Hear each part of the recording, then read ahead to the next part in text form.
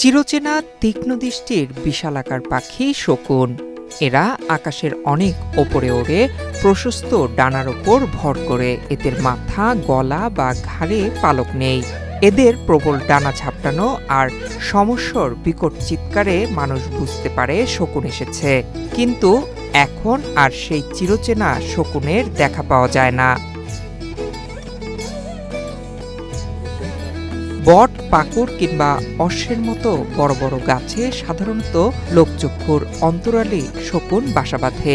এরা সাধারণত গুহায়, গাছের কোটরে বা পর্বতের চূড়ায় 1 থেকে 3টি সাদা বা ফ্যাকাশে ডিম পাড়ে। বিভিন্ন প্রাণীর মৃতদেহ শকুনের দল মুহূর্তেই খেয়ে সাবার করে ফেলে। ফলে পচন ধরা গলিত মৃতদেহগুলো থেকে সংক্রমণ রোগ ছড়াতে পারে না। শকুন দেখতে খুব সুন্দর পাখি তা নয়, কিন্তু নিঃসন্দেহে এরা মানব সমাজের জন্য উপকারী পাখি। উত্তরাঞ্চলের বিভিন্ন এলাকায় হিমালয় সহ বিভিন্ন বিরল প্রজাতির উদ্ধারকৃত শকুন দিনাজপুরের বীরগঞ্জ সিংড়া জাতীয় উদ্যানের পরিচর্যা বা পুনর্বাসন কেন্দ্রে আনা হচ্ছে। এ নিয়ে উদ্ধারকৃত বিরল প্রজাতির 27টি শকুন এই কেন্দ্রে রয়েছে। 2-1 মাসের মধ্যেই এসব শকুন প্রকৃতিতে অবমুক্ত করা হবে।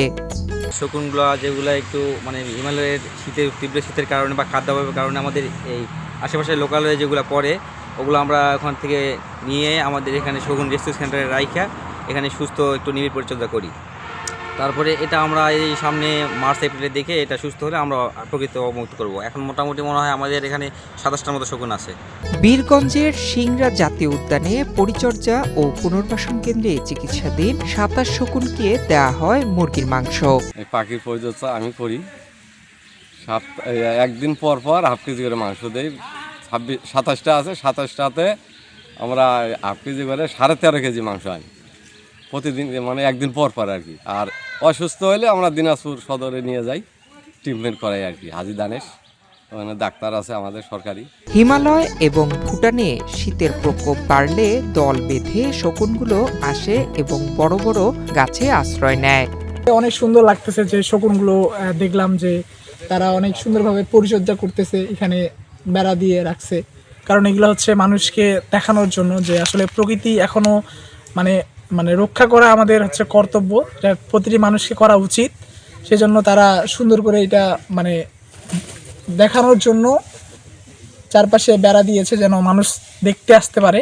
এখানে কিছু শকুন আছে যে অসুস্থ, এগুলোকে সুস্থ করে আবার ছেড়ে দেওয়া হবে প্রকৃতির মাঝখানে। আমরা জানি এদেরকে শকুনকে বলা হয় প্রকৃতির ঝাড়ুদার শকুন।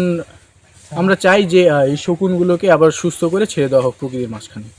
2012 সালে উত্তরবঙ্গের একমাত্র শকুন উদ্ধার ও পরিচর্যা কেন্দ্রটি স্থাপন করা হয় এবং 2014 সাল থেকে আন্তর্জাতিক শকুন সচেতনতা দিবস উদযাপন করা হয়। বীরগঞ্জ সিংড়া জাতীয় উদ্যানে দেশে বিলুপ্ত ও বিপন্ন প্রায় শকুনকে বাঁচাতে IUCN বাংলাদেশ ও বন বিভাগ যৌথভাবে কাজ করছে। নয়ন বিশ্বাস, বাংলাদেশ প্রতিদিন।